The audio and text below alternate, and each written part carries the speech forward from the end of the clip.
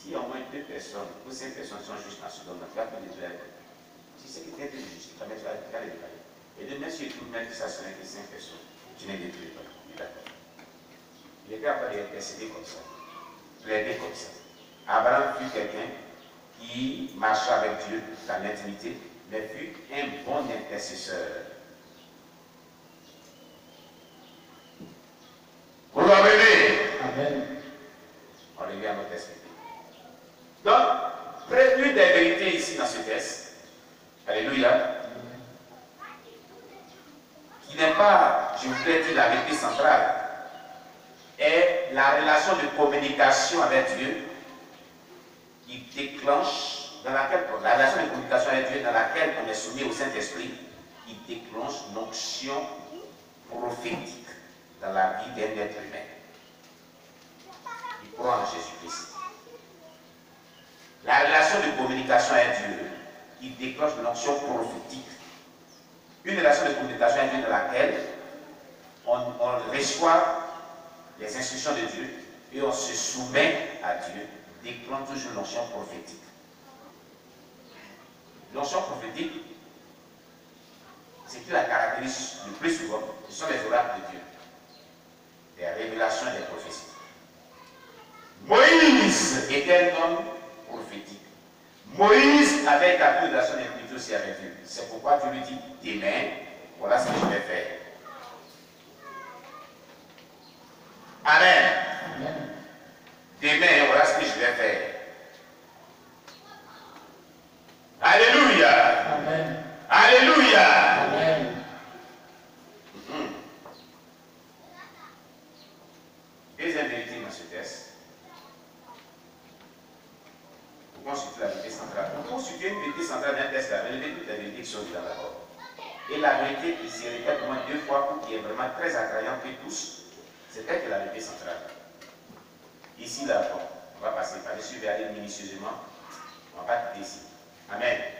Je vais vous aider pour qu'on aille un peu vite. On va passer, on va relever toutes les vérités. Mais je vous donne la voie suivante. Pour relever, pour donner, disons, pour extraire la vérité centrale à un résumé d'une leçon spirituelle dans un texte biblique, relevez toutes les vérités que vous pouvez dedans d'abord et essayez de les comparer pour voir celle qui est plus prédominante. Amen. C'est elle qui est centrale. On dit centrale, on appelle centrale celle qui est plus prédominante. Amen. Voilà. Celle qui domine. Alléluia. Ok. Donc ici, en examinant ce texte, quelle est la vérité centrale? Il se répète ici. Il y a un mot qui voit cette vérité centrale. Un mot par lequel on va faire on va tirer la leçon spirituelle pour établir la vérité centrale. Un mot. Alléluia.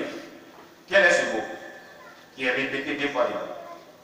Distinction. Vous ne voyez pas dans le bas, à partir du verset 18. Mais en ce jour-là, je distinguerai le pays de Gozel où habite mon peuple. Et là, il n'y aura point de mouches, afin que tu saches que moi, l'Éternel, je suis au milieu de ce pays. J'établirai une distinction entre mon peuple et ton peuple. Ce signe sera pour demain. Maintenant, on va formuler notre leçon spirituelle.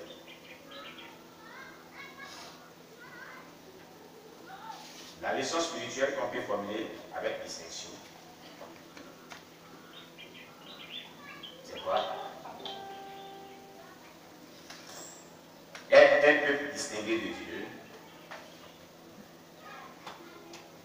nous donne accès à la grâce pour être plus de Dieu.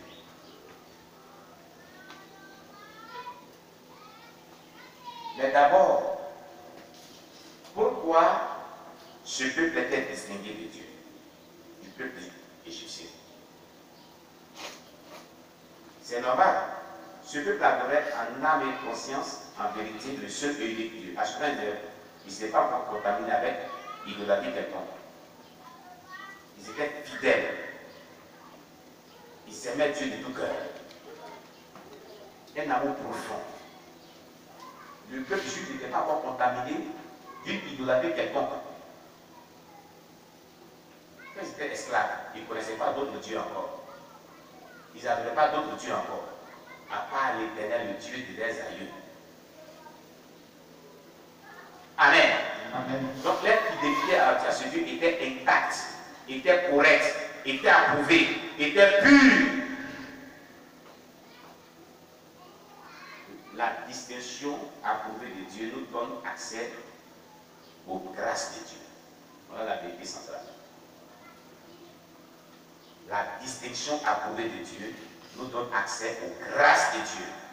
Mais pour être un peuple qui est distingué de Dieu, il faut avoir une relation pure avec Dieu.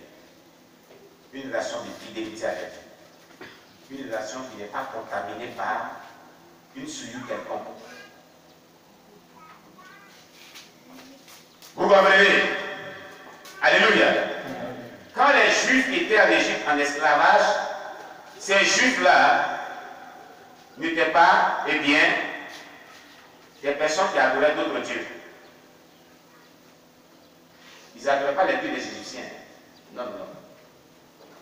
Ils avaient unique Dieu, l'Éternel des armées, le Dieu d'Abraham, le Dieu d'Isaac.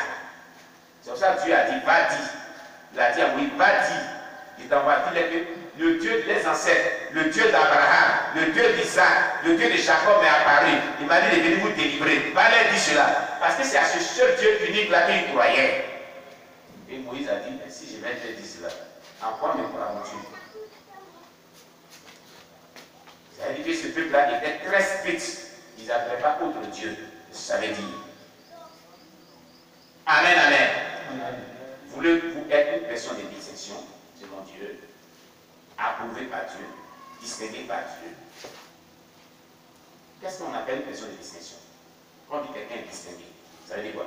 Une grâce exceptionnelle, une grâce particulière, une grâce qui est plus que celle qu'ont les autres. Amen. Amen. Un homme approuvé de Dieu, une personne approuvée de Dieu, une personne dont la faveur de Dieu s'attache à sa vie. C'est ça une personne de distinction. Selon les circonstances. Amen, amen.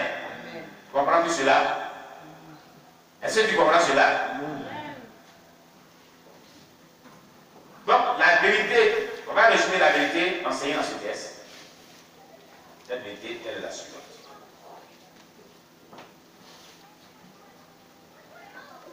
Être un peuple de distinction, être une personne de distinction, nous donne accès à diverses grâces de Dieu. Donc ici, dans ce temps, c'est la grâce protectrice de Dieu. Voilà. Ici, on nous dit comment bénéficier de la protection divine de Dieu. Vous n'êtes pas frappé, parce que Dieu voulait frapper les Égyptiens. Le contexte voulait frapper les Égyptiens. Amen. Amen. Des mouches vénéneuses. Donc, comment bénéficier de la protection divine?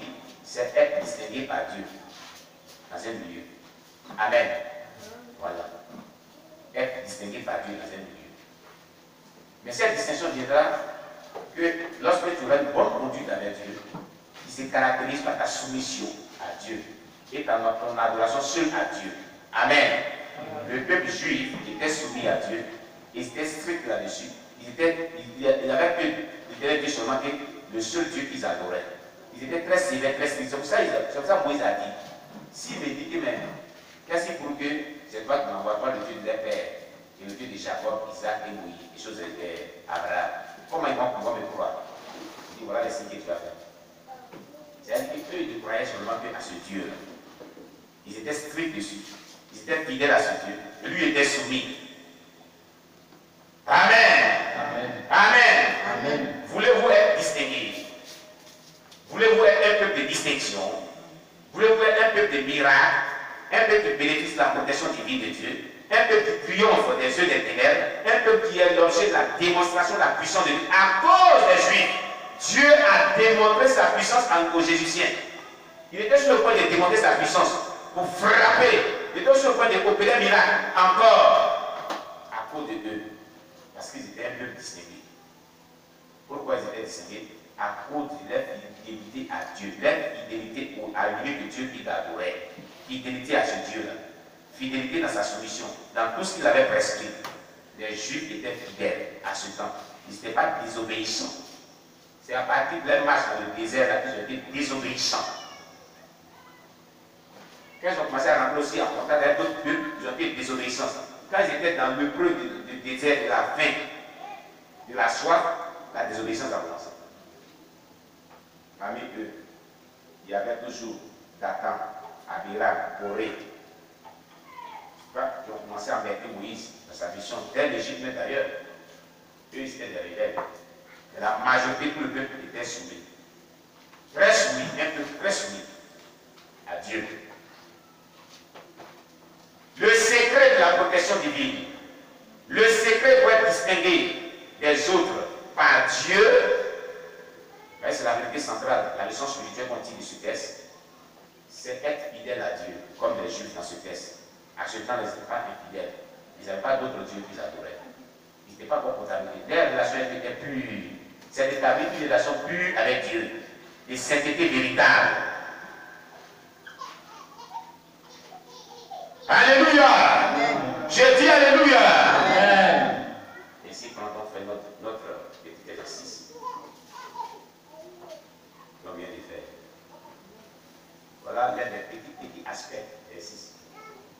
Il n'y a pas quelqu'un qui m'a dit que non, la vérité, là, voilà ça. C'est compliqué. Je voulais au moins que quelqu'un au moins se tente un peu, mais il n'y a même pas quelqu'un qui a tenté pour trouver. Hein? C'est pas bon. Alléluia. Bon, de toute façon, comme c'est pas votre niveau, c'est niveau, il n'y a pas de problème. Mais Dieu nous fait ressortir une leçon spirituelle très importante pour nous.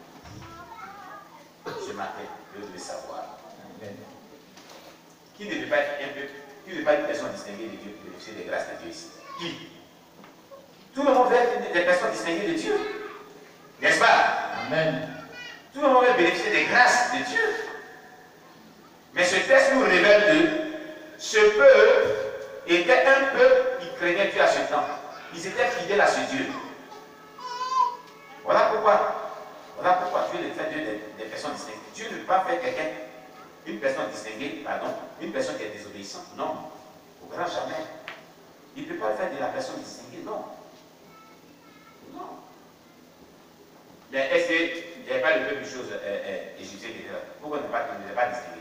Un peu de rebelle comme ça, à la tête, c'est un Dieu, des dieux.